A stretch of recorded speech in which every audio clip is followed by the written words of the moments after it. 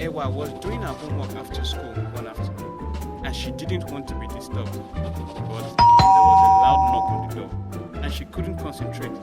So she went to get it. When she opened the door, she saw her mother, and she greeted. Ẹ káàbọ̀ ma. Thank you, dear. You make me happy when you help.